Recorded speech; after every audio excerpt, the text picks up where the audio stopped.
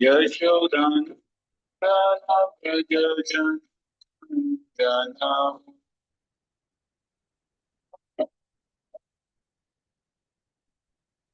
यशोदान प्रजन जना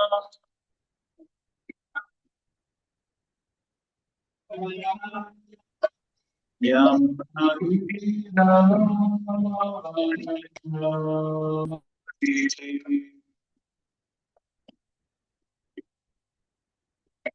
जय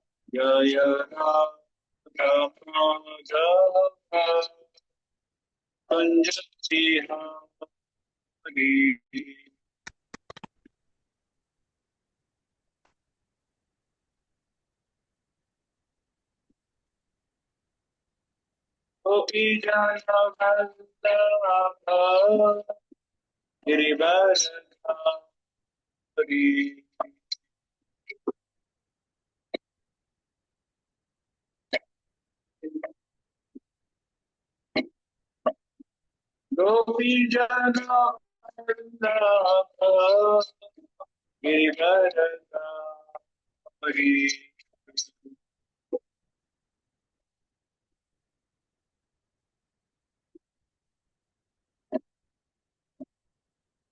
यशोदान व्रज जना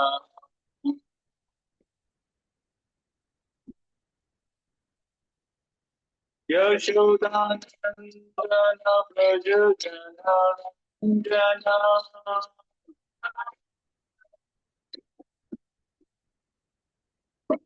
यमुना तीरा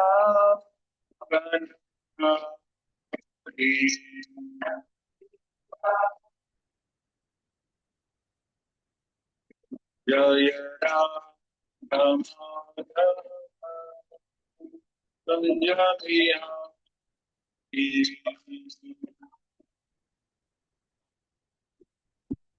जय राम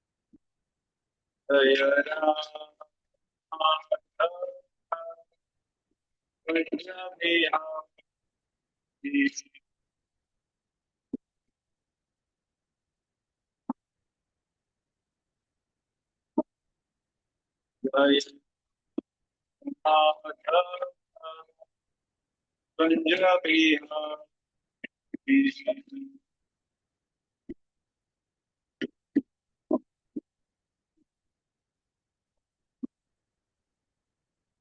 जय ओम शपात परमहंस परिचार्य शुद्ध श्रीमती श्री भक्ति वेदांत स्वामी श्रील प्रभुपाद की इस्कॉन फाउंडर चार्य बीबीटी फाउंडर श्रील प्रभुपाद की जय ओम शपात परमहंस परिचार्य शुद्ध श्रीमद भक्ति सिद्धांत संस्थापक श्रील प्रभुपाद की अनंत कोटि वैष्णव वृंद की नामचार्य श्री हरिदास ठाकुर की प्रेम से गौ श्री कृष्ण चैतन्य प्रभु नित्यानंद श्री अद्वैत गदाधर शिवासादि गौर भक्त वृंद की श्री श्री राधा कृष्ण गोप गोपीनाथ श्याम कुंड राधा कुंड गिरि गोवर्धन की वृंदावन धाम की मायापुर नवदीप धाम की जगन्नाथपुरी धाम की गंगमय की यमुनामय की भक्ति देवी की तुलसी महारानी की समेत गौर भक्त वृंद की All glories to assembled devotees, Hare Krishna. All glories to assembled devotees, Hare Krishna. All glories to assembled devotees, Hare Krishna. All glories to Sri Guru Govinda.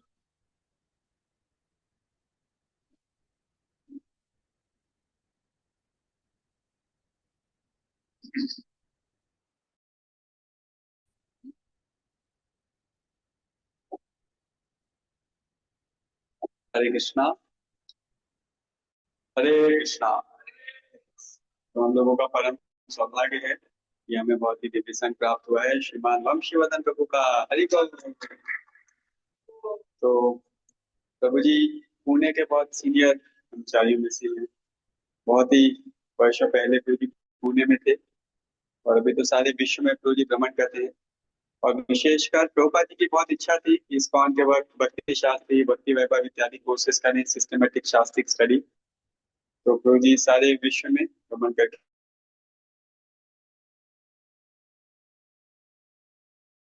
IDC, TTC, इत्यादि कई कोर्सेज प्रभु जी से सुने हैं।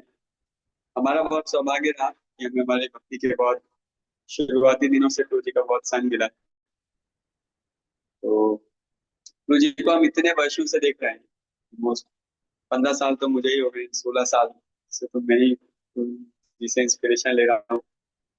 और उससे पहले जिन्होंने मुझे प्रचार किया था उनको भी प्रभु जी मार्गदर्शन देते थे। तो इतने वर्षों से हम देख रहे हैं कंसिस्टेंसी साधना भक्ति, बहुत ही आदर्श उदाहरण, बहुत ही कंसिस्टेंट। आप लोग जब श्रवण भी करेंगे तो प्रभु जी से श्रवण करके, प्रभु जी का उदाहरण देख के, प्रभु जी का संग लेके हमें अपने व्यक्तिगत जीवन में प्रभुपाद जी की शिक्षा के पुस्तकों के प्रति, प्रभुपाद जी के दिए हुए सिद्धांतों के प्रति, प्रभुपाद जी के दिए हुए साधना भक्ति के प्रोसेस के प्रति जो उत्साह, जो विश्वास और जो एक इंटेंस डिजायर आएगा प्रैक्टिस करने के लिए, वो बहुत विशेष है।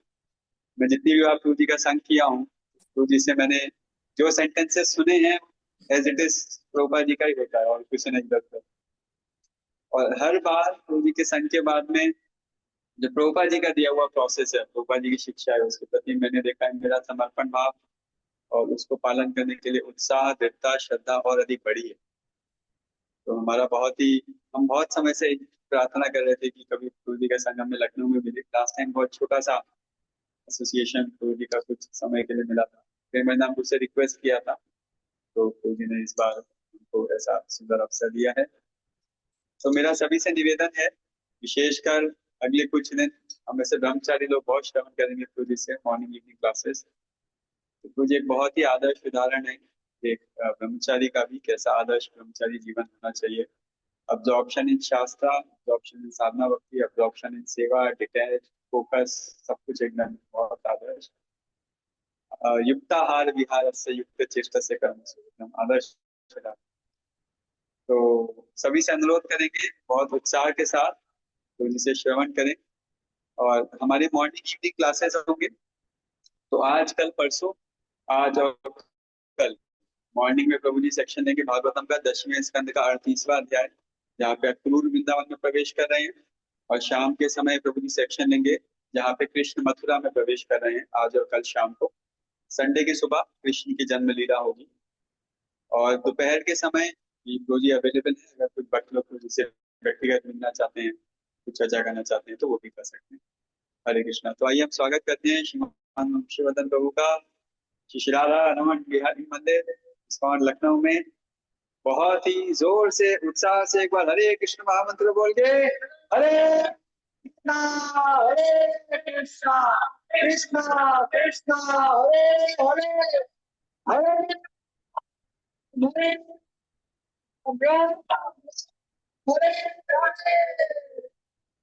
मेरा एक और व्यक्तिगत अनुभव रहा इतने वर्षों का कि बहुत सारे ऐसे प्रश्न हैं जिनका उत्तर स्पष्ट नहीं मिल पाता है। तो मैं कई बार प्रभु जी से प्रश्न पूछा हूं तो एकदम स्पष्ट और बिल्कुल कंसाइज कुछ उत्तर दे देते हैं, जो बिल्कुल हृदय में बहुत अंदर तक जाता है और बहुत सारे संशयों को दूर कर देता है।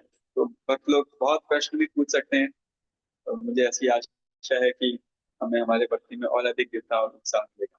हरे कृष्णा।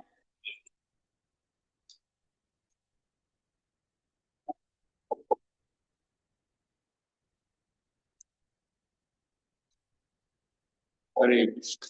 ओम नमो भगवते वासुदेवाय।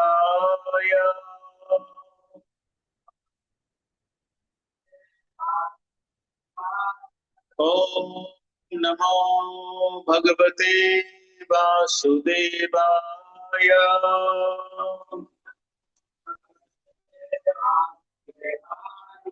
ओम नमो भगवते वासुदेवाय।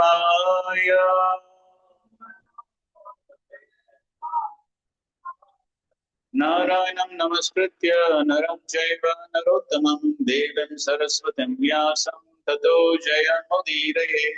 नष्टप्रायेषु भद्रेषु नित्यं भागवत सेवया भगवत्युत्तमश्लोके भक्तिर्भवति नैष्टिकी। हरे कृष्ण।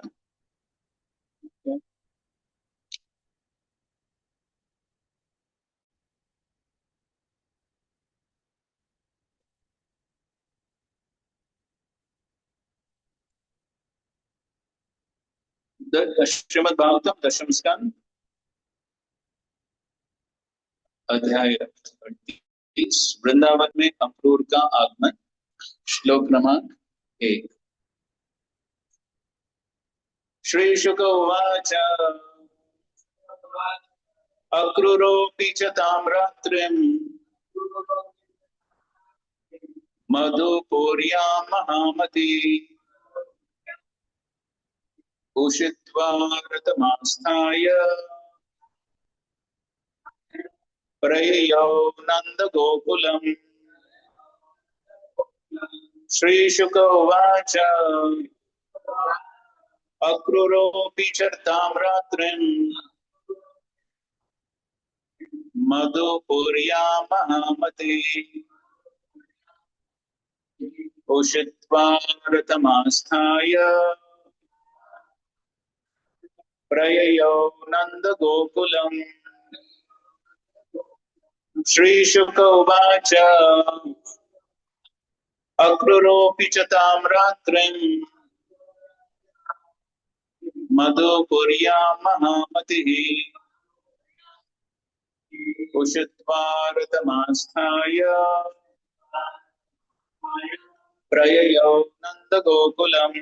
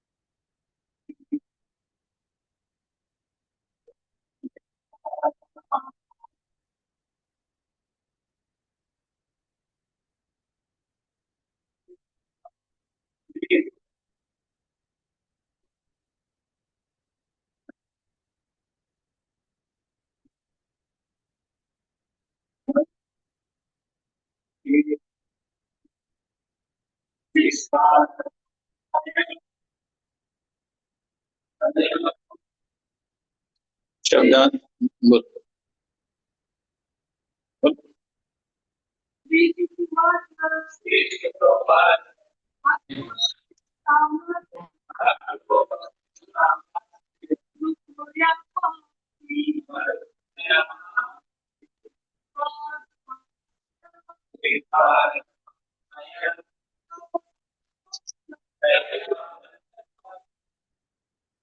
शब्दार्थ श्री शुक उवाच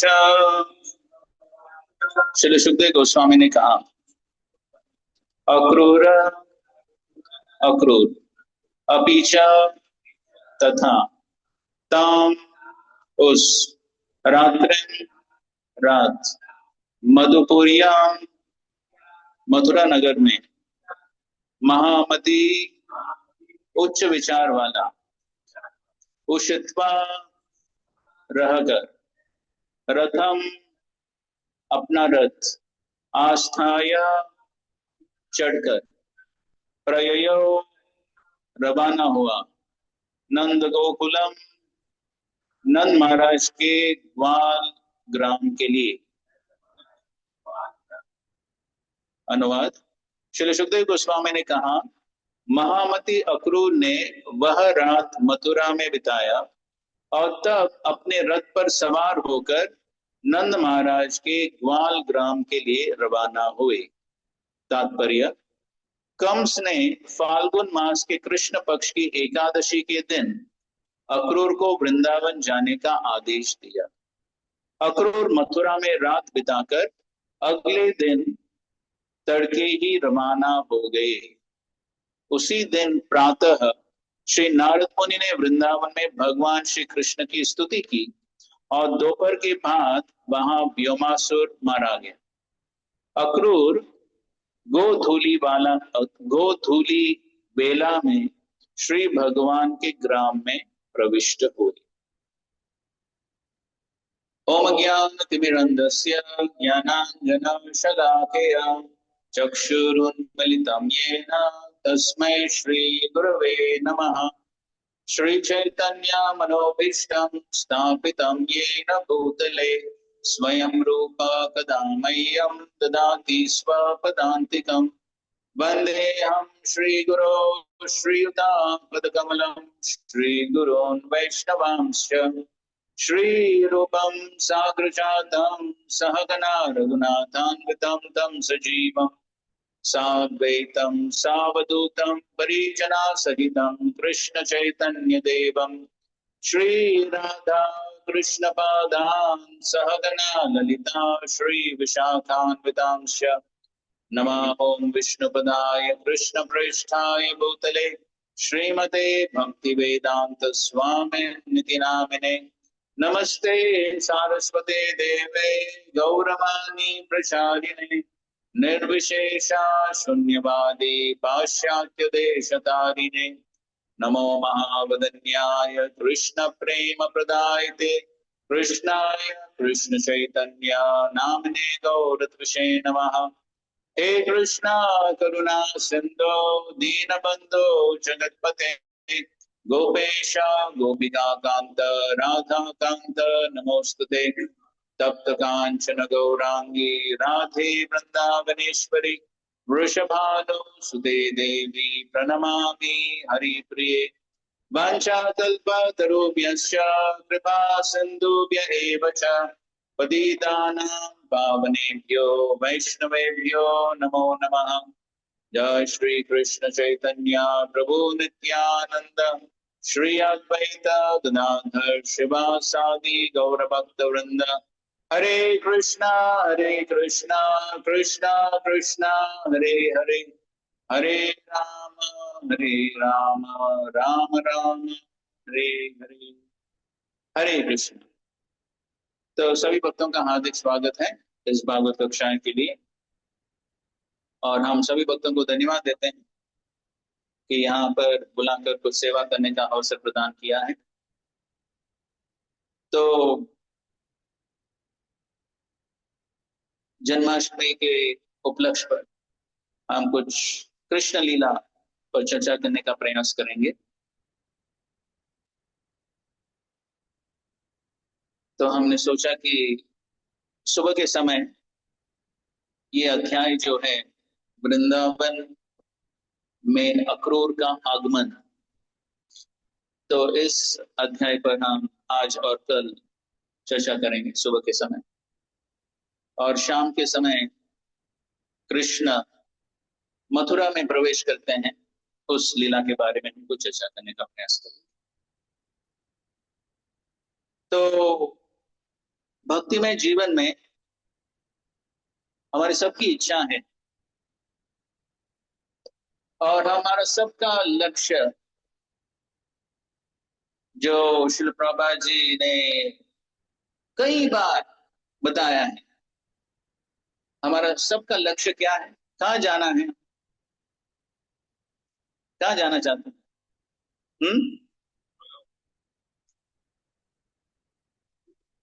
हाँ, गोलोक धाम जाना चाहते, गोलोक वृंदावन। प्रभुपाद जी अक्सर कहा करते, back home back to God heads, वो हमारा असली घर है। तो यहाँ पर अक्रूर जी कहाँ जा रहे हैं? वृंदावन जा रहे हैं। तो अक्रूर जी हमें सिखा रहे हैं कि कैसे वृंदावन जाना है और कैसे वृंदावन में प्रवेश करना, वो अक्रूर जी सिखा रहे हैं। अक्रूर जी महान भक्त हैं, तो इसलिए यहाँ पर बताया गया है महामति ही। तो अक्रूर जी के बारे में यहाँ पर बताया गया है, क्या बताया गया है? महामति ही, उच्च विचार वाला, उच्च विचार।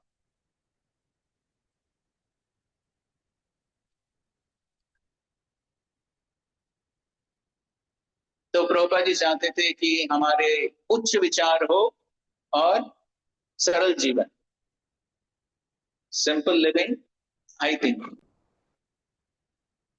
तो बहुत सारे लोग सोच सकते हैं कि हम बहुत बुद्धिमान हैं, हमारे बहुत उच्च विचार है, लोग सोच सकते हैं इस प्रकार, लेकिन वास्तव में केवल भक्त के ही उच्च विचार हो सकते हैं। तो आजू बाजू सब जगह हम देख रहे हैं कि आजकल क्या हो रहा है, जो जीने का जो स्टाइल है वो सिंपल नहीं हो रहा है। वो क्या हो रहा है, हाई हाई राइज बिल्डिंग।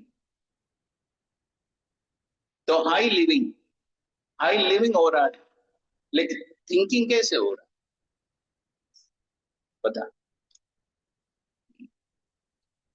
तो अगर जो विचार है वो हाई नहीं है, तो फिर भगवत धाम ऊपर की ओर कैसे जाएंगे? केवल बिल्डिंग ऊपर बनाने से हम ऊपर नहीं जाएंगे।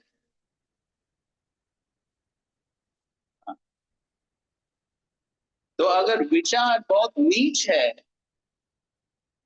तो फिर कहाँ जाएंगे? नीचे की ओर। क्योंकि सिद्धांत क्या है, भगवान भगवत गीता में बताते हैं, क्या सिद्धांत है? यम यम वापि स्मरण भावम। स्मरण, अंत के समय, मृत्यु के समय स्मरण क्या होगा, उसके आधार पर अगली गति। तो इसलिए जो विचार हम क्या रखते हैं हमारे मन में वो बहुत महत्वपूर्ण है। और वो एक दिन का कार्य नहीं है, केवल एक दिन का कार्य नहीं है। अगर कोई सोचता है नहीं, मृत्यु के समय मैं फर्स्ट क्लास विचार रखूंगा, भगवान का स्मरण करूंगा और भगवत धाम जाऊंगा, संभव है? संभव है? नहीं। उसके लिए क्या चाहिए? क्या चाहिए? प्रैक्टिस, अभ्यास। अगर अभ्यास करेंगे तो फिर संभव होगा मृत्यु के समय भगवान का स्मरण करना।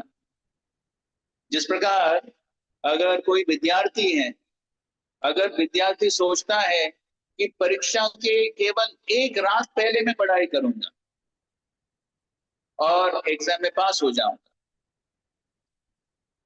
ठीक है, अगर बहुत बुद्धिमान है तो हो सकता है पास हो सकता है।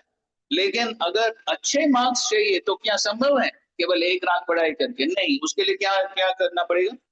पूरा साल भर पढ़ाई करना पड़ेगा, तभी संभव होगा।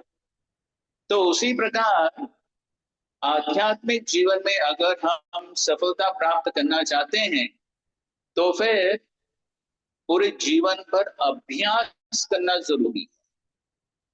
तो जितना हम पूरे जीवन भर भगवान को स्मरण करने का अभ्यास करेंगे और उस अभ्यास के द्वारा हम भगवान की कृपा को आकर्षित करने का प्रयास करेंगे, तो फिर भगवान की कृपा से भगवान का स्मरण संभव होगा। ये हमारे बस की बात नहीं है, क्योंकि भगवान तो स्वराट है ना, भगवान तो स्वराट है। तो इसलिए अगर भगवान उनका स्मरण दिलाएंगे तो फिर वो स्मरण संभव होगा। Only by the grace of Krishna one can remember Krishna. क्योंकि कृष्ण, कृष्ण का नाम, उनका स्मरण सब अभिन्न है। तो इसलिए पूरे जीवन पर भगवान की कृपा को आकर्षित करने का अगर हम प्रयास करेंगे तो फिर वो संभव। तो इसलिए यहाँ पर अक्रूर जी महामती ही, उच्च विचार वाले, क्योंकि वो महान भक्त हैं, भगवान के पार्षद हैं, तो इसलिए महामती। तो श्री प्रभुपाद जी ये कोट करते थे,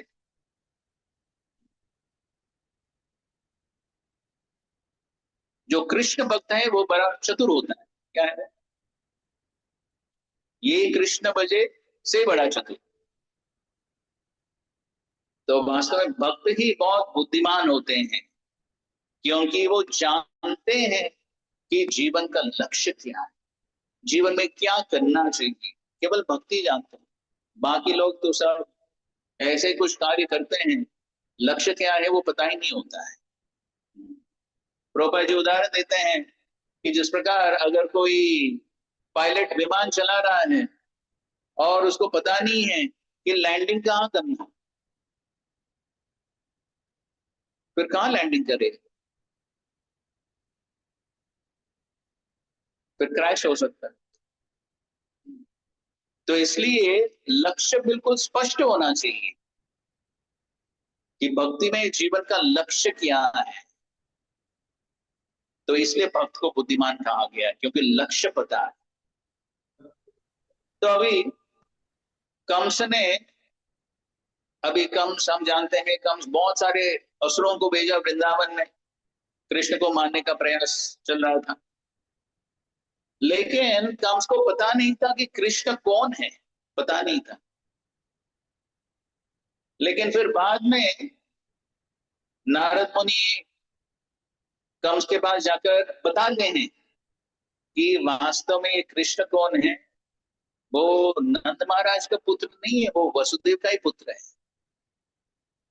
और जो आकाशवाणी हुई थी कि देवी का 8वां पुत्र कंस का वध का कारण बने, तो तब तक कंस को पता नहीं था कि ये कृष्ण वही वसुदेव और देवकी के पुत्र हैं। लेकिन अभी इस लीला के कुछ दिन पहले ही कंस को पता चलता है। तो जब कंस को पता चलता है तो फिर कंस सोचते हैं कि अभी इस कृष्ण को मानना ही पड़ेगा। तो इसलिए कंस पूरा प्लानिंग करते हैं कि क्या करना चाहिए, और इसलिए अक्रूर को भेजते हैं कृष्ण को मथुरा में आमंत्रण। और कंस को पता था कि अगर अक्रूर को भेजेंगे तो फिर, क्योंकि अक्रूर तो भक्त है, तो भक्त को मना नहीं करेंगे कृष्ण, तो आ जाएंगे। तो इसलिए कंस एकदम फर्स्ट क्लास नया रथ देता है अक्रूर जी को, ताकि अक्रूर भी उत्साह के साथ सेवा करे। कुछ नया मिलता है तो अच्छा लगता है ना। तो यहाँ पर भी नया मंदिर बन रहा है, तो सभी भक्तों का उत्साह बढ़ेगा। नया मंदिर आएगा तो नया मंदिर, नया सेवा, कुछ भी नया है तो फिर उत्साह बढ़ता है। ऑफ कोर्स भक्ति में जीवन में हालांकि हो सकता है कि वही चीज हो, लेकिन अगर चेतना सही है तो कुछ पुराना नहीं होता है। हमें लग सकता है कि वही महामंत्र है ना रोज जप करने के लिए, चेंज होता है क्या? चेंज होता है मंत्र। जब हम जप करते हैं एक ही मंत्र का जप करते हैं, ट्यून भी बदलता नहीं ना, वही ट्यून मंत्र भी सेम। तो इसलिए कुछ समय के बाद थोड़ा बोरिंग लगता है। कीर्तन में भी वहां वही महामंत्र, और दर्शन में भी वही भगवान है, राधा कृष्ण, वही, चेंज नहीं होता है ना। तो किसी विदेश में एक बार शुरुआत के दिनों में, तो श्रील प्रभुपाद जी एक मंदिर में गए, तो राधा कृष्ण का दर्शन था। प्रभुपाद जी ने दंडवत किया, दंडवत करके उठे तो देखा राधा कृष्ण नहीं है, जगन्नाथ बलदेव सुभद्रा। तो प्रभुपाद जी ने अरे ये क्या हो रहा है यहाँ पे। तो भक्तों ने कहा, तो हमने सोचा एक रिवॉल्विंग ऑल्टर है तो अच्छा है।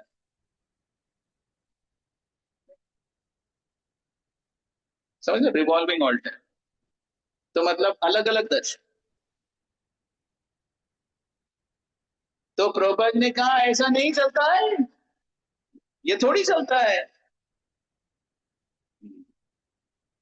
तो पॉइंट क्या है, पॉइंट यह है कि लगता है कुछ नया चाहिए, कुछ नया, नया दर्शन, नया किताब, नया ग्रंथ, कुछ नया है तो उसमें कुछ मजा है।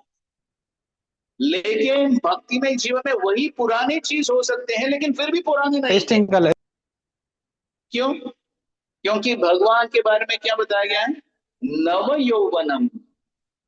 भगवान कभी बूढ़े नहीं हो जाते हैं, भगवान कभी पुराना नहीं हो जाते हैं, हमेशा नए लगते हैं। लेकिन उस नयापन को महसूस करने के लिए एक सही चेतना की जरूरत है। जय श्री श्री राधा रानी बिहारी।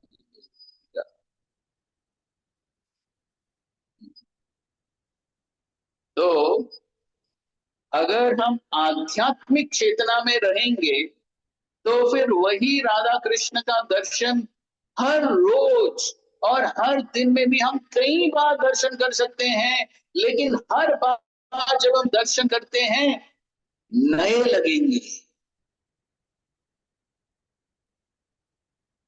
वही महामंत्र, लेकिन हर महामंत्र जब हम उच्चारण करते हैं नया लगेगा।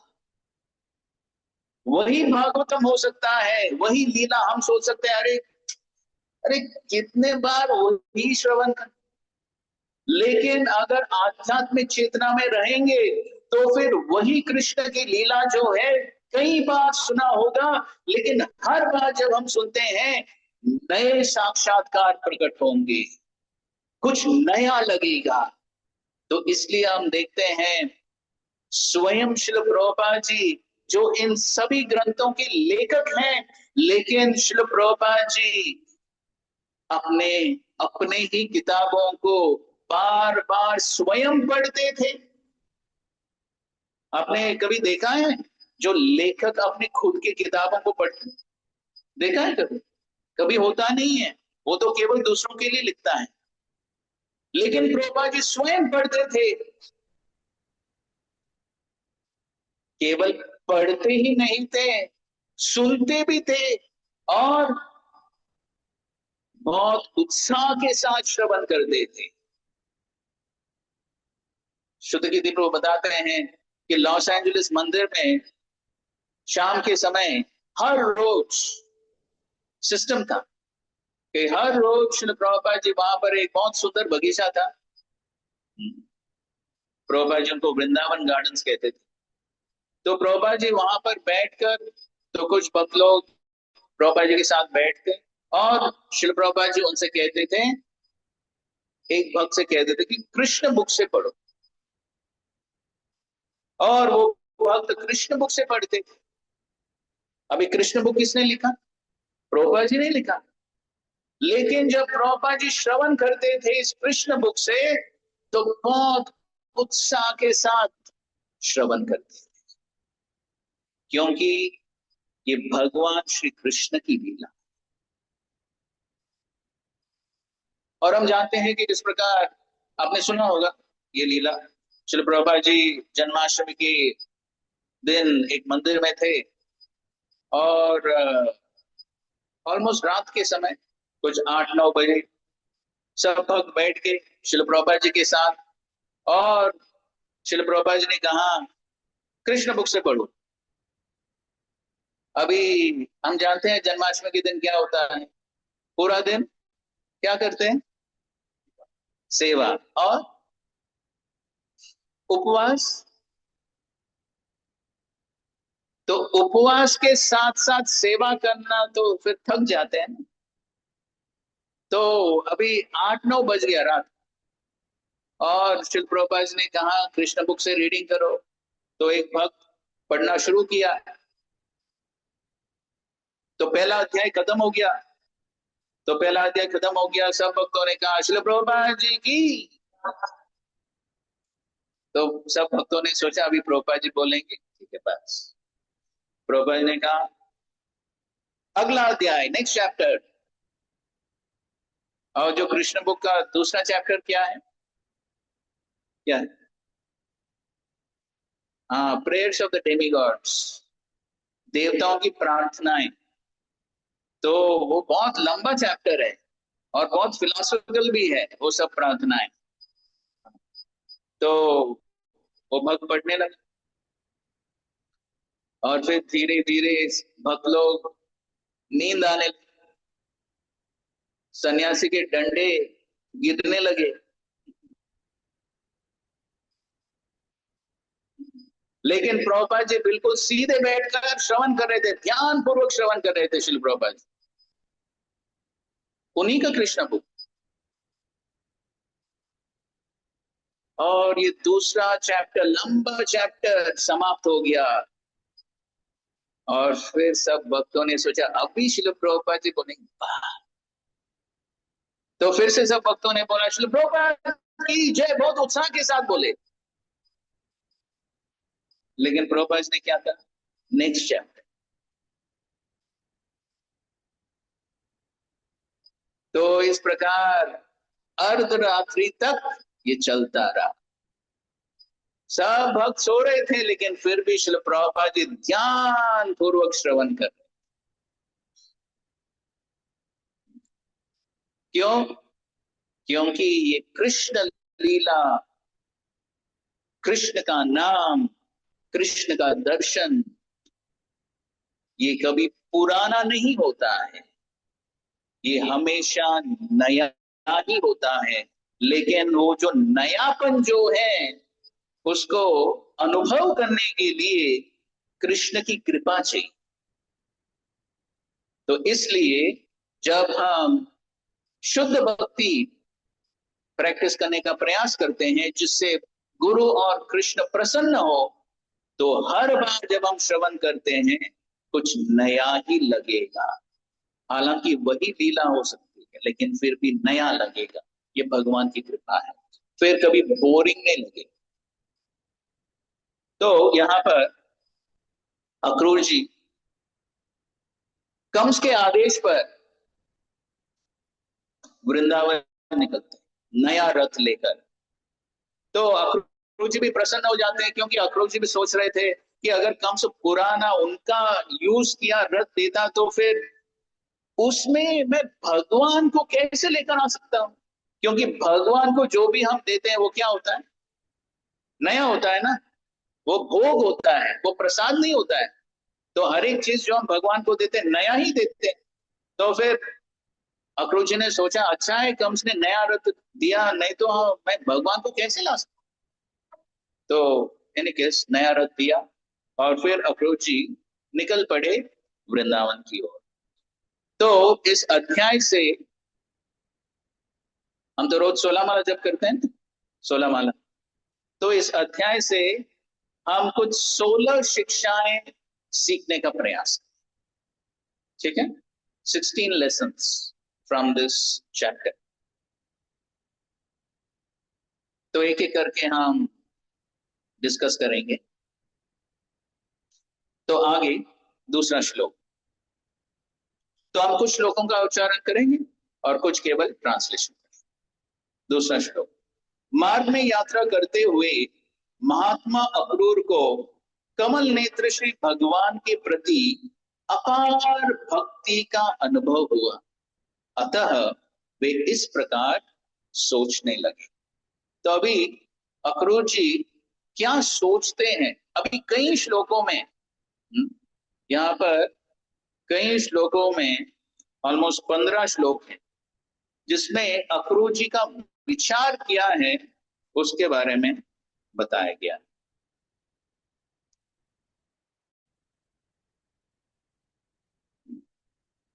तेईसवां श्लोक तक ये अक्रूर जी का विचार है, अक्रूर जी क्या सोचते हैं। उसको बंद कर सकते हैं, क्योंकि क्या है, वो भी एक डिस्ट्रैक्शन है। वो तो अच्छा है, श्रवण करेंगे तो अच्छा है। तो अभी अक्रूर जी क्या सोचते हैं, तो सोच रहे हैं अक्रूर जी, किं मया चरितं भद्रं किं तप्तं परमं तपः किं वाताप्यर्हति दत्तं यदृक्षाम् अद्य केशवम्। तो सोच रहे हैं, किं मया आचरितं भद्रम, मैंने क्या भद्र कार्य किया है, मैंने क्या पुण्य कार्य किया है कि मुझे इस प्रकार की सेवा प्राप्त हो। किम भद्रम किम तप्तम परमम तपह। तो मैंने क्या अच्छे कार्य किए, मैंने क्या तपस्या किया है, मैंने क्या पूजा किया है।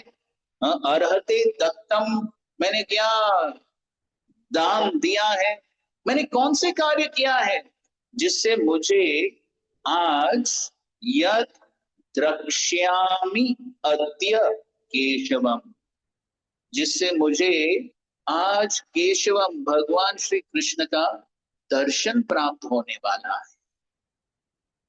इस प्रकार अक्रूर जी सोच रहे हैं। तो अगला श्लोक भी हम पढ़ेंगे। तो अगले श्लोक में अक्रूर जी सोचते हैं कि वास्तव में मैं तो एक भौतिकवादी व्यक्ति हूं। मम एतत् दुर्लभम मन्ये उत्तम श्लोक दर्शनम, उत्तम श्लोक दर्शनम। भगवान श्री कृष्ण का दर्शन जो है वो क्या है? दुर्लभम, बहुत दुर्लभ है।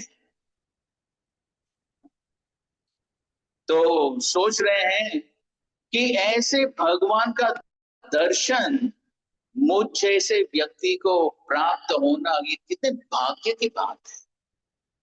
तो एक उदाहरण देते हैं कि जिस प्रकार यथा ब्रह्म कीर्तनम शूद्र जन्मनः, जिस प्रकार अगर किसी व्यक्ति को शूद्र परिवार में जन्म मिला है तो फिर वो वेद अध्ययन नहीं कर सकता है, या वेद अध्ययन एक शूद्र के लिए बहुत दुर्लभ बात है।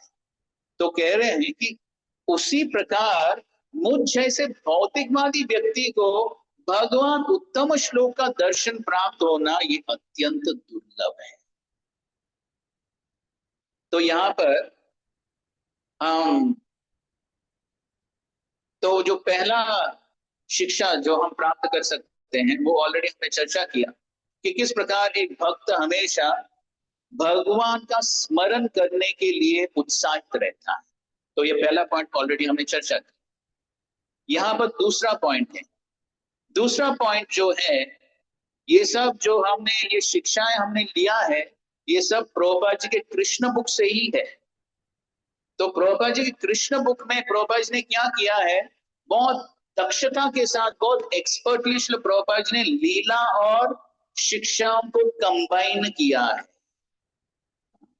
तो इसलिए जब हम कृष्ण लीला पढ़ते हैं श्रीमद् भागवतम से तो हमेशा कृष्ण बुक को साथ में लेकर पढ़ना चाहिए, क्योंकि उस कृष्ण बुक में श्री प्रभुपाद जी ने बहुत सुंदर सुंदर शिक्षाएं दिया है। तो श्री प्रभुपाद जी लिखते हैं कि एक शुद्ध भक्त हमेशा अपने आप को अयोग्य समझते हैं कृष्ण की सेवा करने के लिए। A pure devotee always thinks himself unfit to serve Krishna. ये श्रील प्रभुपाद जी कृष्ण बुक से एज इट इज सेंटेंस है। A pure devotee always thinks himself unfit to serve Krishna. एक शुद्ध भक्त अपने आप को हमेशा अयोग्य समझते हैं भगवान श्री कृष्ण की सेवा करने के लिए। तो एक शुद्ध भक्त ऐसा नहीं समझते हैं कि मैं तो बहुत योग्य हूं, मेरी बहुत योग्यता है, मैं बहुत शुद्ध हूं, इस प्रकार वो कभी नहीं सोचते हैं। फिर कोई प्रश्न कर सकता है, तो अगर एक शुद्ध भक्त अपने आप को अयोग्य समझता है तो फिर वो सेवा कैसे करता है? अगर कोई अपने आप को अयोग्य समझता है तो फिर सेवा भी नहीं करना चाहिए ना। अगर अयोग्य है तो फिर सेवा कैसे करता है? विरोधाभास है ना ये। अगर अयोग्य है, अगर व्यक्ति अयोग्य है तो फिर सेवा भी नहीं करना चाहिए। फिर अगर भक्त सोचता है मैं अयोग्य हूं, कुछ योग्यता ही नहीं, तो फिर क्या सेवा करे? कुछ सेवा नहीं करे, आराम से सो जाए, क्योंकि योग्यता ही नहीं है सेवा करने की। लेकिन आगे प्रभुपाद जी बताते हैं, लेकिन शुद्ध भक्त का क्या सोचना है? शुद्ध भक्त सोचता है by the grace of Krishna everything is possible. and thus if he likes I will be able to see him. शुद्ध भक्त क्या सोचता है? सोचता है मैं तो अयोग्य हूं, लेकिन भगवान की कृपा से सब कुछ संभव है,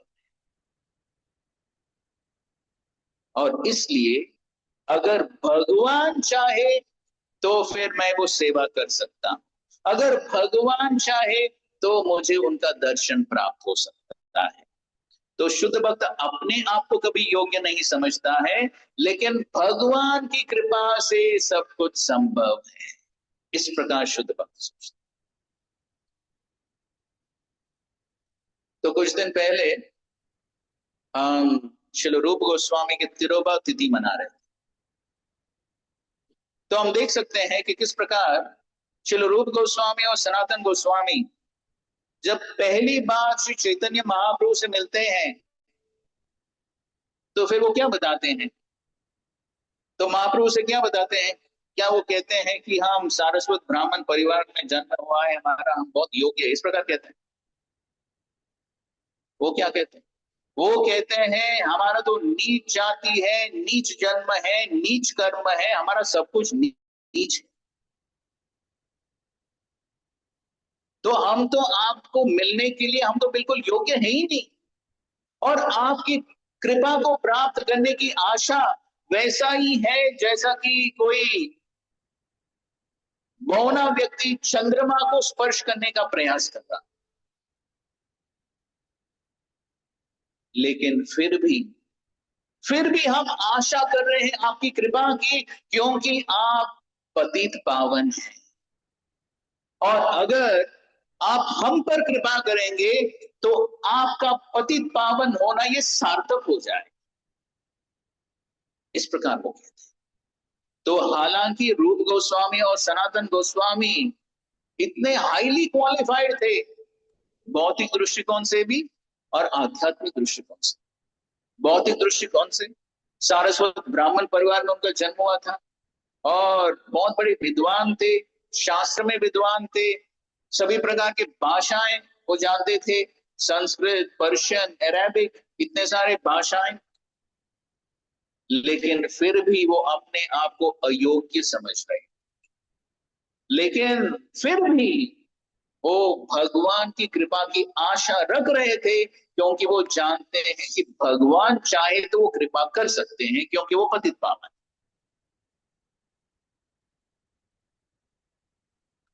उसी प्रकार हम देखते हैं कृष्णदास कविराज गोस्वामी।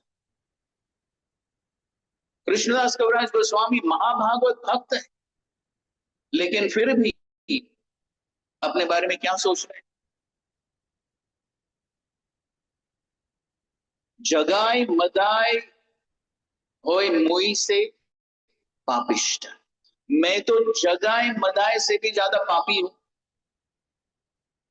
पुरुषेर कीटो होए मुई से लाघिष्ट, विष्टा में कीड़ा से भी मैं अधम, इस प्रकार वो सोच रहे। लेकिन फिर भी वो कौन से कार्य करने का प्रयास कर रहे हैं? चैतन्य चरितामृत लिखने का प्रयास। तो ऐसा नहीं कि अरे मैं तो बहुत अधम हूं, बहुत ही पतित हूं, इसलिए मैं कुछ कार्य नहीं कर सकता। नहीं, अगर भगवान का आदेश है, अगर वैष्णव का आदेश है, तो एक वैष्णव उत्साह के साथ वो सेवा करने के लिए तैयार होते हैं, पूरी तरह से भगवान की कृपा के ऊपर निर्भर होते हुए। तो इसलिए कृष्णदास कविराज गोस्वामी चैतन्य चरितामृत लिखने से पहले क्या करते हैं? सभी भक्तों के पास, ऐसा नहीं कि केवल सीनियर भक्त, सभी भक्त, जूनियर हो सीनियर हो, सभी भक्तों के पास जाकर बहुत विनम्रता के साथ उनसे आशीर्वाद की मांग करते हैं।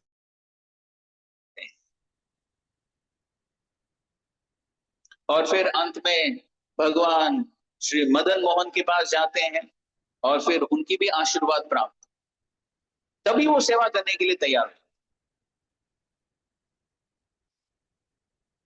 उसी प्रकार हम देखते हैं सुखदेव गोस्वामी जैसे उन्नत भक्त जो पूरी तरह से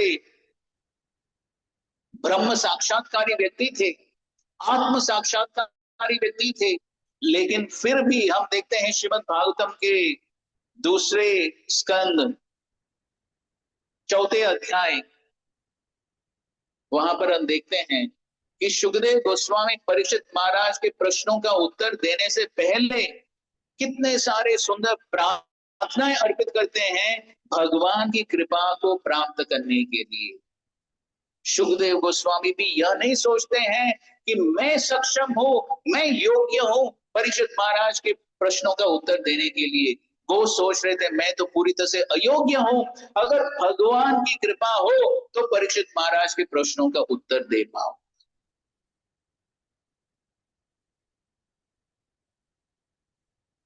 और उसी प्रकार हम देखते हैं श्रील प्रभुपाद जी की।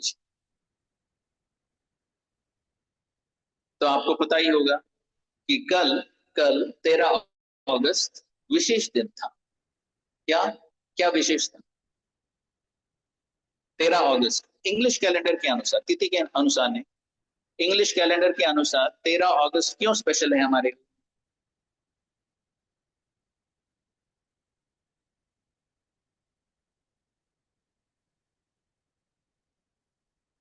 बताइए किस?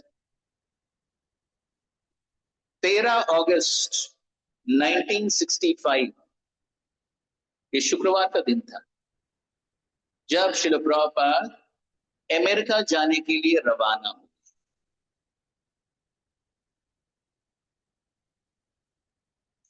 और बहुत ही कठिनाइयों के साथ श्रील प्रभुपाद ऑलमोस्ट 40 दिन के बाद बॉस्टन पहुंचे। और जब बॉस्टन पहुंचे तो सुंदर कविता लिखी। कौन सी कविता? मार्कंडेय भागवत। तो उस कविता में प्रभुपाद जी क्या लिखते हैं? प्रभुपाद जी लिखते हैं कि हालांकि मुझे ये टाइटल प्राप्त हुआ है भक्ति वेदांत, लेकिन मुझ में न तो भक्ति है न वेदांत का ज्ञान। लेकिन हे भगवान, अगर आप चाहे तो आप इस भक्ति वेदांत इस टाइटल को आप सार्थक कर सकते।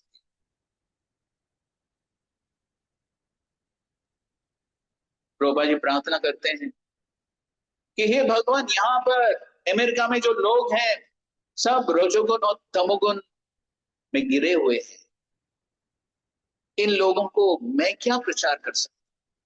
कृपया करके आप मुझे वो शब्द दीजिए जिससे इन लोगों के हृदय में परिवर्तन हो सके। और प्रभुपाद ने अंत में कहा, नचाओ नचाओ हे भगवान, मैं तो आपके हाथों में केवल एक कठपुतली, मुझ में कुछ योग्यता नहीं है। जिस प्रकार आप नचाना चाहते हो उस प्रकार मैं नाचने के लिए तैयार। जब इस प्रकार एक भक्त विनम्र रहता है और पूरी तरह से भगवान की कृपा के ऊपर निर्भर रहता है, तो फिर भगवान ऐसी कृपा करते हैं जिससे भक्त ऐसे अद्भुत कार्य करने में सक्षम हो जाते हैं कि भक्त भी आश्चर्यचकित हो जाते।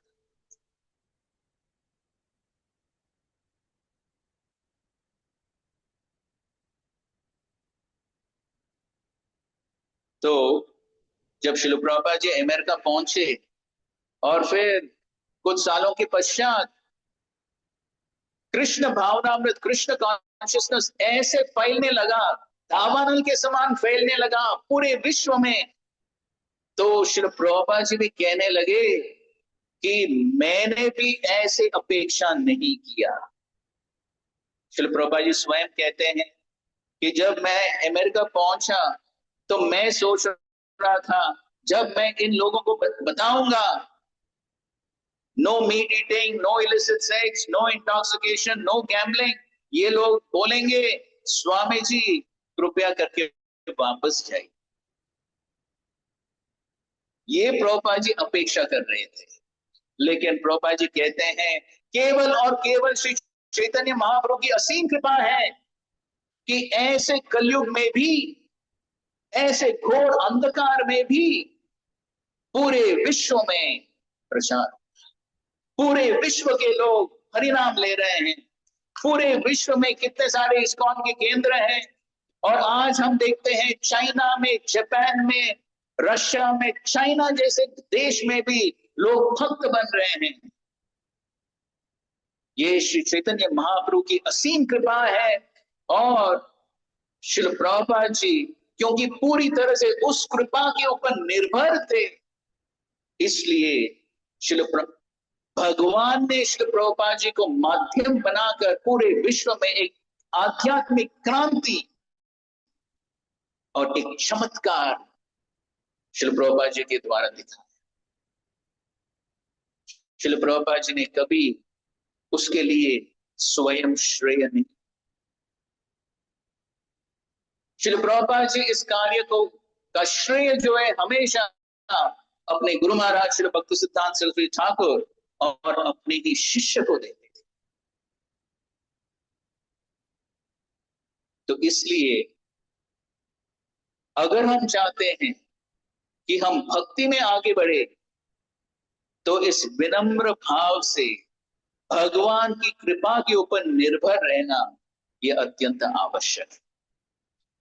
अगर हम सोचेंगे कि मैं बहुत योग्य हूं, मैं बहुत कुछ कर सकता हूं, तो फिर हम में क्या क्षमता है? हमारा साइज क्या है? साइज क्या है हमारा? 6 फीट, 5 फीट, क्या साइज है हमारा?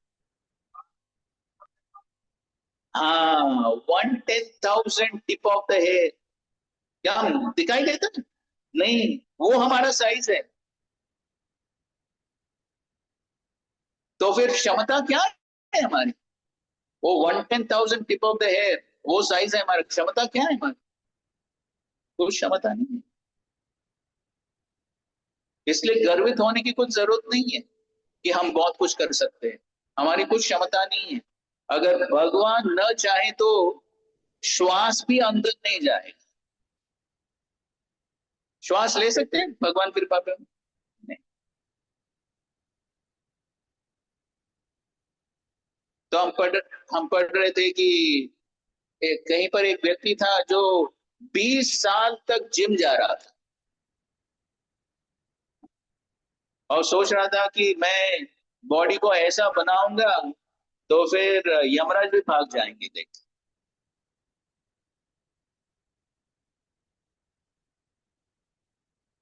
लेकिन 20 साल ऐसे जिम जाने के बाद फिर वही जिम में ही एक्सरसाइज करने लगा, हार्ट अटैक आ गया। हमारे हाथ में क्या है? कुछ है? हम सोच सकते हैं मैं बहुत कुछ कर सकता हूं, ये कर सकता हूं, वो कर सकता हूं। अगर भगवान चाहे तो एक क्षण में सब समाप्त।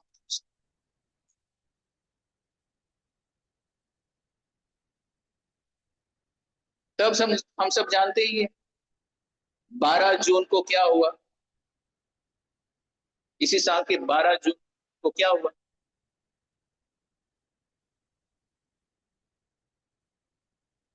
हाँ, सब जानते हैं। AI-171 कितने क्षण लगा उसको क्रैश होने के लिए? 30 सेकेंड।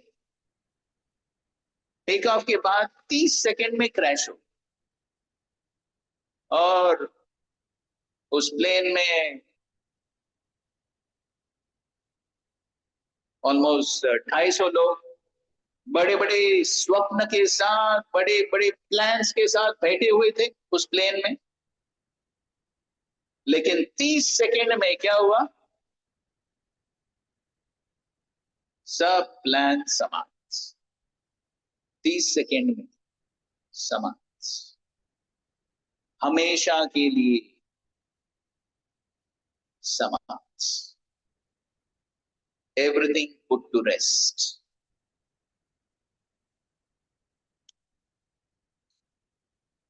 इस सत्य को जानना बहुत जरूरी है।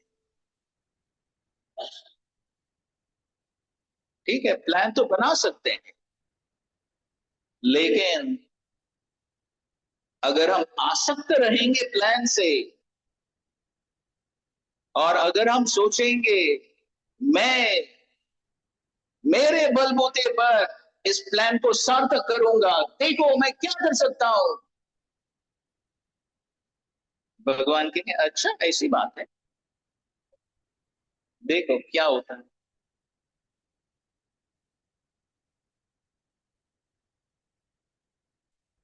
कुछ साल पहले हमारे इस्कॉन के मंदिर में उन्होंने एक बहुत बड़ा भव्य प्रोग्राम का आयोजन किया। बहुत सारे प्रसिद्ध लोग, डिग्नेटरीज और इस्कॉन के भी बहुत सारे वरिष्ठ भक्त आने वाले थे। बहुत सुंदर बड़ा पंडाल बनाया, बहुत सारे अरेंजमेंट सब हो गए। और जैसे कि कल रात को क्या हो गया, बारिश। तो यहां तो केवल बारिश हुई, उस दिन उस साल न केवल बारिश हुआ, तूफान। तो ऐसी तूफान को पंडाली उड़ गया। पता है आप में से कुछ जानते होंगे।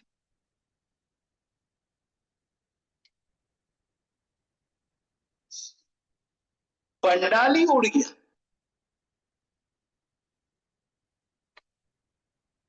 तो कभी भगवान दिखाते हैं कंट्रोलर कौन है। हम सोच सकते हैं हम बहुत बड़े कंट्रोलर है,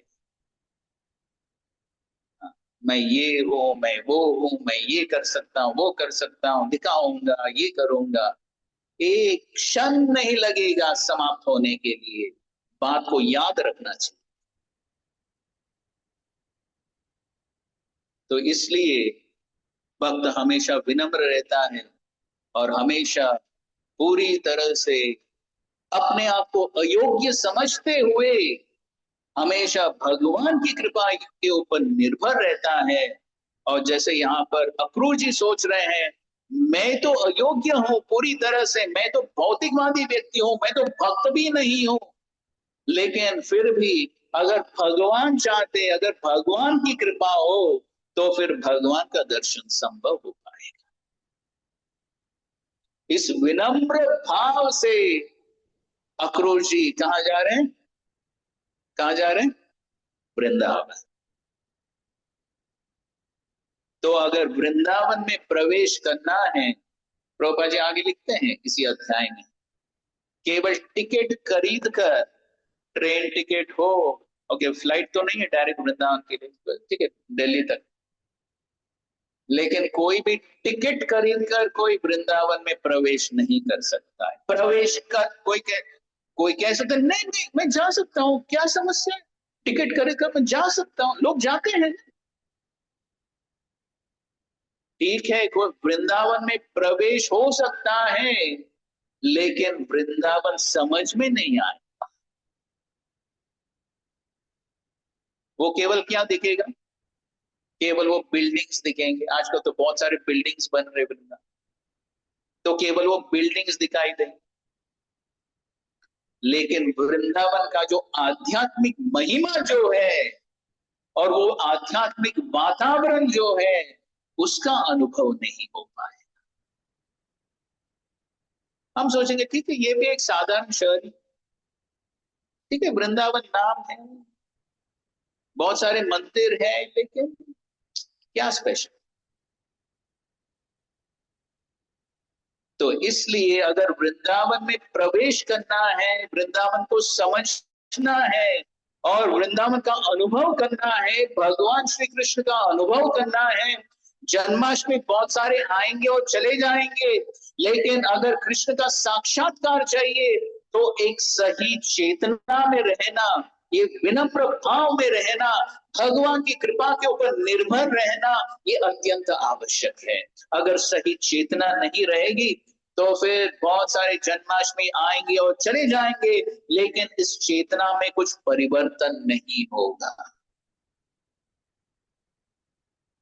तो इसलिए अक्रूर जी यहाँ पर सिखा रहे हैं कि किस मनोभाव से वृंदावन में प्रवेश करना चाहिए, वो अक्रूर जी से हम सीख सकते हैं। और अक्रूर जी और सभी आचार्य, हमने कई उदाहरण दिया, उनसे हम सीख सकते हैं। ओके, क्लास स्टिल व्हाट है?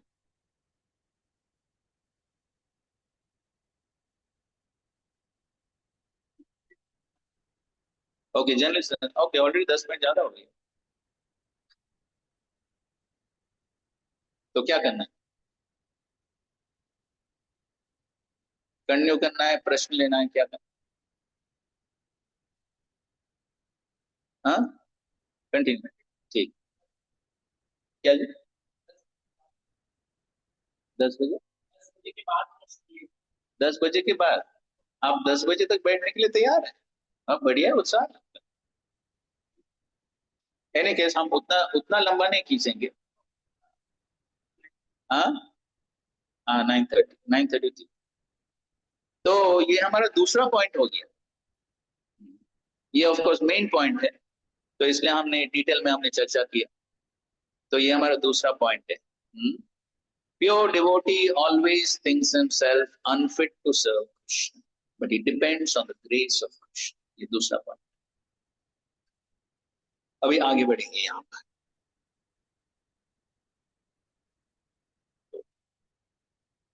तो आगे अक्रूर जी कहते हैं कि लेकिन फिर भी, हालांकि मैं अयोग्य हूं, लेकिन फिर भी भगवान की कृपा से भगवान का दर्शन हो पाएगा। एक उदाहरण देते हैं अगले श्लोक में। कहते हैं, जिस प्रकार अगर एक नदी में एक तिनका बह रहा है, तो हो सकता है, संभावना है कि वो तिनका जो है वो नदी के किनारे पहुंच सकता है, संभावना है। तो उसी प्रकार अक्रूर जी कह रहे, मैं तो अयोग्य हूं, लेकिन भगवान की कृपा से भगवान का दर्शन प्राप्त करना संभव हो सकता है। और फिर जब भगवान का दर्शन प्राप्त होता है, भगवान की भक्ति प्राप्त होती है, तो फिर उसका परिणाम क्या होगा? अगले छठवें श्लोक में वो कहते हैं, ममाद्या मंगलम नष्टम फलवान शैव मे भवः यन्नमस्ये भगवतो योगी ध्येयांग्रि पंकजम।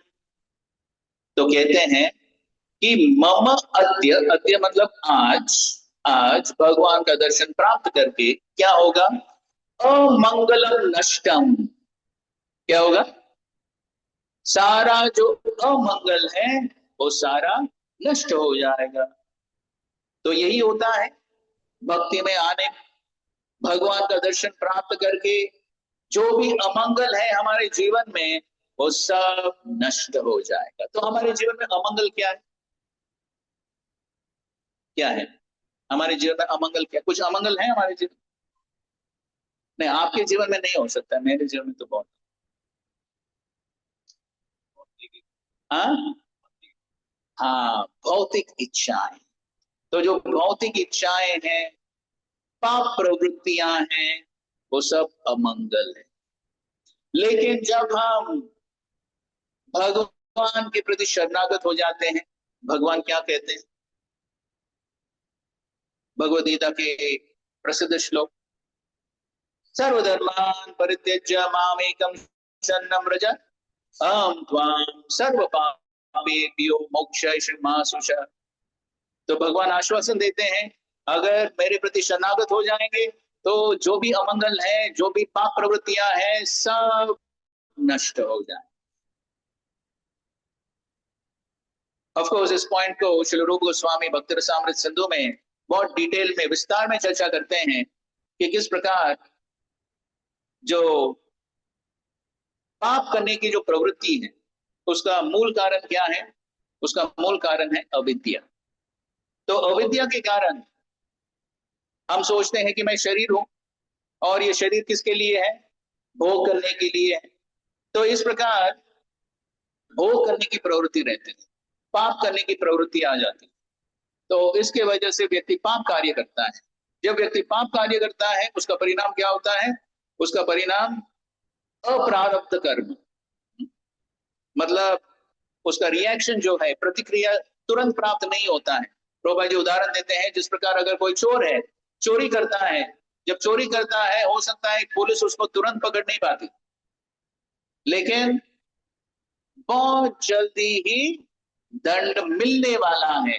जब तक दंड नहीं मिलता है उसको क्या कहते हैं? अप्रारब्ध। लेकिन कुछ दिनों के बाद जब पुलिस पकड़ती है फिर क्या मिलेगा? सजा, दंड मिलता है। तो वो दंड क्या है? प्रारब्ध कर्म। तो जो भी हमारे जीवन में अभी हो रहा है, जो भी क्लेश प्राप्त हो रहा है, वो सब क्या है?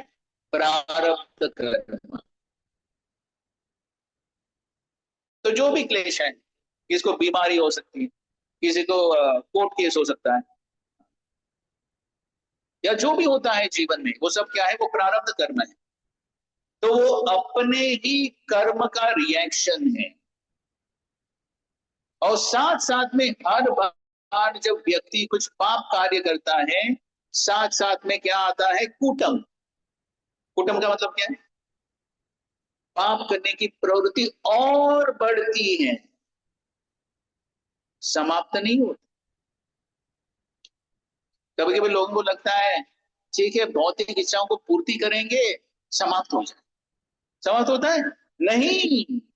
जितना हम भौतिक इच्छाओं को पूर्ति करने का प्रयास करते हैं और बढ़ते हैं। जिस प्रकार जब व्यक्ति आग में ईंधन डालता है, क्या आग बुझ जाती है? नहीं, क्या होता है? और हाँ, नहीं, वो हम साधारण लोगों के बारे में हम बता, लेकिन सिद्धांत तो हर एक के लिए लागू होता है। जब हम भौतिक इच्छाओं को पूर्ति करते हैं तो फिर वो इच्छाएं और बढ़ती हैं। ये सिद्धांत सभी के लिए लागू होता है, भक्त हो या अभक्त हो। अगर भौतिक इच्छा है तो इसलिए जब हम भक्ति करते हैं तो केवल भक्ति मात्र से ही ये पाप करने के जितने भी स्टेजेस है ये सब समाप्त हो जाते हैं। जो पाप करने की जो प्रवृत्ति है वो भी समाप्त हो जाती है। बाकी जितने भी प्रोसेसेस है, जैसे कर्म, ज्ञान, योग, इन प्रोसेस से केवल जो पाप के जो रिएक्शंस है वो समाप्त हो जाते हैं, लेकिन पाप करने की प्रवृत्ति रह जाती है। ये हम पढ़ते हैं श्रीमद् भागवतम के 6वें स्कंद की शुरुआत में। तो जब परीक्षित महाराज सुखदेव गोस्वामी से कहते हैं, तो 5वें स्कंद के अंत में सुखदेव गोस्वामी किसके बारे में वर्णन करते हैं? नरक लोक। तो फिर परीक्षित महाराज तो वैष्णव है, तो वैष्णव के हृदय में करुणा, तो इसलिए परीक्षित महाराज ने पूछा कि जीवों को ऐसे नरक में यातना से कैसे बच सकते हैं? फिर सुखदेव गोस्वामी एक गुरु के समान अपने शिष्य का परीक्षा लेते हैं। भक्ति में जिन्होंने परीक्षा होते हैं, केवल भक्ति शास्त्री भक्ति वैभव नहीं, भगवान भी परीक्षा लेते हैं, गुरु भी परीक्षा लेते हैं। तो सुखदेव गोस्वामी परीक्षा लेते परीक्षित महाराज, और इसलिए कहते हैं कि ठीक है, कर्म कांड करने से, कर्म कांड के द्वारा प्रायश्चित करने से सब पाप कर्म समाप्त हो जाएंगे। लेकिन परीक्षित महाराज तो महाभागवत भक्त हैं, बहुत बुद्धिमान हैं, तो इसलिए परीक्षित महाराज कहते हैं नहीं, केवल कर्मकांड के द्वारा प्रायश्चित करने से पाप करने की प्रवृत्ति समाप्त नहीं होती है। जिस प्रकार जब हाथी स्नान करता है कुंजेर शौचवत, हाथी स्नान करके वापस आता है तो क्या करता है? तुरंत कुछ धूल लेकर धूल के साथ स्नान करता है फिर से। ऐसे स्नान का क्या फायदा परीक्षित महाराज के? तो इसका मतलब यह है, कर्म कांड, ज्ञान कांड, उपासना कांड इत्यादि बाकी जो प्रोसेसेस करने से हो सकता है कि पाप के जो प्रतिक्रिया है, रिएक्शन समाप्त हो सकते हैं, लेकिन पाप करने की प्रवृत्ति समाप्त नहीं होती। और इसलिए सुखदेव गोस्वामी कहते हैं, केचित केवलया भक्त्या वासुदेव परायण अघम दुन्वन्ति कांचनेय निहारम इव भास्कर। तो सुखदेव गोस्वामी कहते हैं कि चित केवलया भक्त्या, केवल और केवल केवल भक्ति, केवल भक्ति का मतलब है शुद्ध भक्ति करने से पाप करने की जो प्रवृत्ति है वो भी पूरी तरह से समाप्त हो जाती है। जिस प्रकार सूर्योदय होने से कोहरा तुरंत समाप्त हो जाता है। तो पाप करने की जो प्रवृत्ति है, जो हमारे जीवन में जो भी अमंगल है, उस अमंगल का मूल कारण क्या है? ये पाप करने की प्रवृत्ति। और उस पाप करने की प्रवृत्ति को जड़ से समाप्त करने का एकमात्र तरीका क्या है? शुद्ध भक्ति, केवल भक्ति, वो एकमात्र तरीका है। तो इसलिए यहां पर अप्रू जी कह रहे हैं, आज मुझे भगवान श्री कृष्ण का दर्शन मिलने वाला है, तो जरूर मेरे जीवन में जितना भी अमंगल है, सभी अमंगल जो है पूरी तरह से नष्ट हो जाएगा। अमंगलम नष्टम।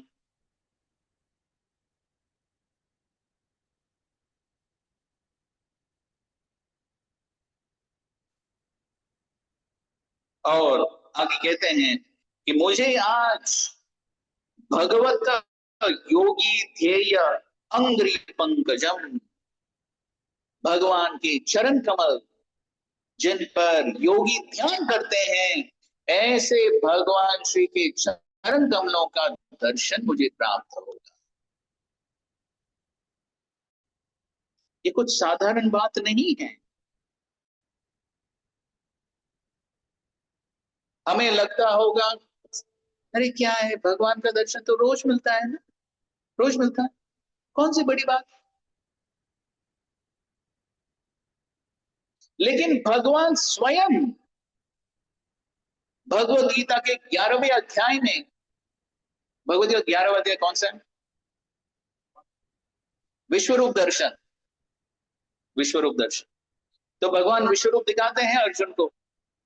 उस विश्वरूप को देखकर क्या अर्जुन प्रसन्न हो जाते हैं? प्रसन्न हो जाते हैं? हाँ, भयभीत हो जाते हैं। भयभीत हो जाते हैं और फिर भगवान से विनती करते, बस बस बस बहुत हो गया इस दर्शन का, बहुत बहुत हो गया ये दर्शन, कृपया करके फिर से आपका सौम्य दर्शन, ये द्विजभुज रूप जो है श्याम सुंदर का दर्शन फिर से दिखाई। फिर भगवान फिर से अपना श्याम सुंदर रूप का दर्शन दिखाते हैं और फिर स्वयं भगवान कहते हैं कि ये दर्शन जो है ये कैसा है? सुदूरदर्शन। दूरदर्शन नहीं, सुदूरदर्शन। दूरदर्शन टीवी नहीं। भगवान स्वयं कहते हैं कि ये श्याम सुंदर रूप का दर्शन अत्यंत दुर्लभ है और नित्य दर्शन कांक्षिण, जो देवतागण है वो भी हमेशा लालायित होते हैं इस श्याम सुंदर का दर्शन करने के लिए। तो इसलिए हम जानते हैं कि जब भगवान देवकी के गर्भ में प्रकट होते हैं, क्या होता है? सारे देवतागण वहां पर छुप कर आते हैं और प्रतीक्षा करते हैं कब भगवान श्याम सुंदर का दर्शन होगा।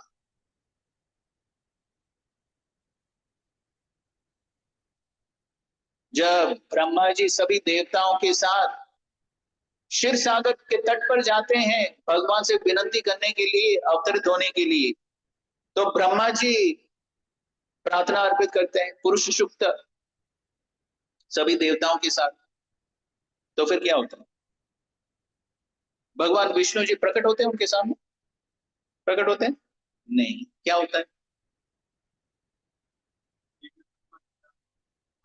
केवल ब्रह्मा जी को शब्द ध्वनि, केवल ब्रह्मा जी को भगवान का दिव्य शब्द ध्वनि सुनाई देती। दर्शन नहीं होता है, केवल ब्रह्मा जी को सुनाई देती बस। बाकी देवताओं को न सुनाई देता है न दिखाई देता। तो इसलिए वो भी लालायित होते हैं भगवान का दर्शन करने के लिए, इसलिए पहले से ही प्रतीक्षा करते हैं।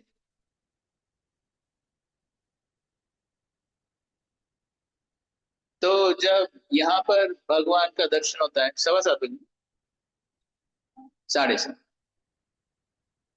तो कितने भक्त लोग प्रतीक्षा करते हैं दर्शन के? कुछ दुर्लभ लोग हो सकते हैं, लेकिन बहुत बार हम सोचते हैं अरे रोज दर्शन देते हैं भगवान उसको।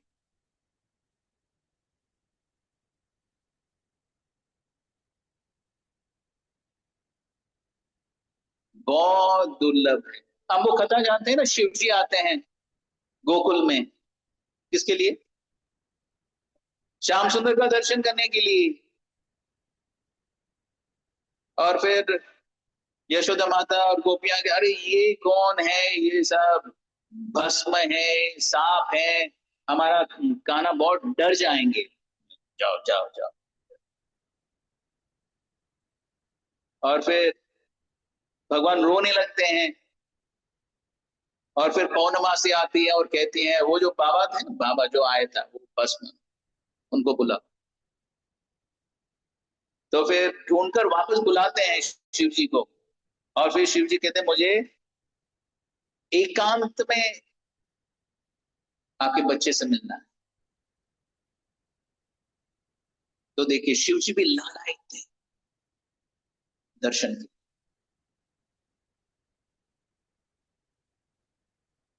जब श्याम सुंदर प्रभु अपनी किताब चेजिंग राइनोस विद द स्वामी, हमने किसने पढ़ा है, तो लिखते हैं जब श्याम सुंदर प्रभु पहली बार मुंबई आए, तो पूरे मुंबई में भगवान कृष्ण का एक भी मंदिर नहीं था।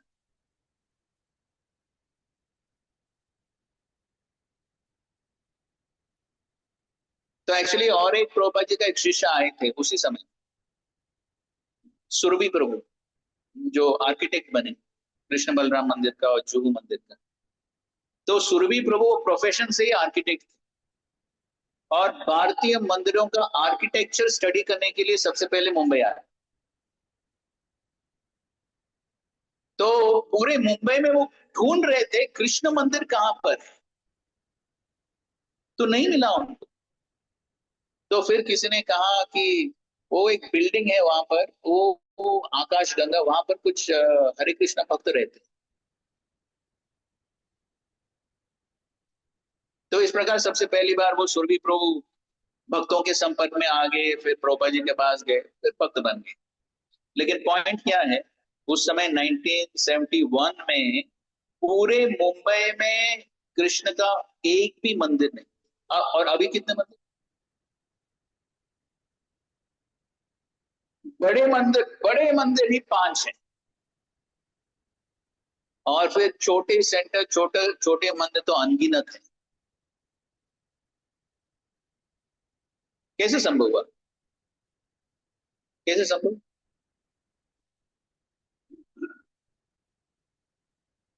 ये सब श्रील प्रभुपाद की कृपा है, श्री चैतन्य महाप्रभु और श्रील प्रभुपाद की। केवल उनकी कृपा से जो देवता लोगों के लिए दुर्लभ है, वो हमें इतने आसानी से प्राप्त हो रहा है। इस बात का स्मरण करना चाहिए, मनन करना चाहिए। हम कितने भाग्यशाली हैं कि जो देवताओं के लिए भी दुर्लभ है, आज इतने आसानी से स्वयं भगवान के सामने बैठकर हम कृष्ण कथा का श्रवण कर पा रहे हैं। कितना दुर्लभ है। और इसलिए हमेशा के लिए हम श्रील प्रभुपाद के प्रति ऋणी हैं। हम उस ऋण को कभी चुका नहीं सकते। हम इस्कॉन में रहकर कितना भी सेवा क्यों ना करें, हम श्रील प्रभुपाद के प्रति इस ऋण को चुका नहीं सकते। हम सोच सकते हैं कि मैं इस्कॉन में बहुत बड़ा सेवा कर रहा हूं, ये कर रहा हूं, वो कर रहा हूं, लेकिन कितना भी सेवा क्यों ना करे, हम उस ऋण को चुका नहीं सकते हैं जो श्रील प्रभुपाद जी ने हमें दिया है। इतनी सरलता से, आसानी से कृष्ण भक्ति प्राप्त हुआ है, कृष्ण का दर्शन प्राप्त हुआ है, कृष्ण कथा प्राप्त हुई, ये सब आसानी से कृष्ण प्रसाद प्राप्त हुआ है, बहुत आसानी से। ये केवल और केवल श्री प्रभुपाद की कृपा है। और इसलिए उनके प्रति आभार व्यक्त करने के लिए इस्कॉन में रहकर उनके आदेशों का पालन करना, सहयोग के साथ यहां पर सेवा करना, ये अत्यंत आवश्यक है, जिससे श्री प्रभुपाद जी प्रसन्न हो जाए और उनकी कृपा को हम प्राप्त कर सके। यही बात अक्रूर जी यहां पर बता रहे हैं, जो अत्यंत दुर्लभ है। भगवान श्री कृष्ण का चरण कमलों का दर्शन वो हमें आसानी से प्राप्त, जिससे हमारा सारा अमंगल हो सकता है। हमारे कार्यों की वजह से हम नरक में जाने के लिए शायद तैयार ही थे, लेकिन श्री प्रभुपाद और भक्तों की कृपा से ही उस नरक की यात्रा अभी रुक गई और अभी वृंदावन की यात्रा शुरू। ये केवल और केवल श्री प्रभुपाद और हमारे आचार्य और श्री चैतन्य महाप्रभु की कृपा है, और इसलिए हम आभारी हैं उनके प्रति हमेशा। बहुत बहुत धन्यवाद। ग्रंथराज श्रीमद् भागवतम की जय, श्रील प्रभुपाद की जय, समवेत गौर भक्त वृंद की बहुत बहुत धन्यवाद। हरे कृष्ण। किसको कुछ प्रश्न है तो आप पर्सनली पूछ सकते हैं, पर्सनली पूछ सकते हैं या कल के क्लास के बाद, ठीक है। Hare Krishna, thank you very much.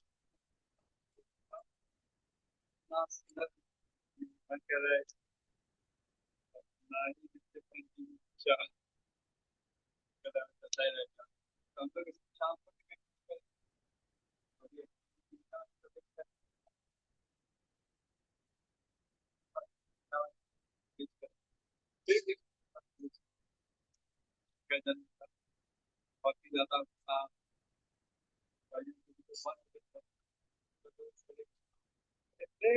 Krishna, Krishna, Hare Krishna, Hare Krishna,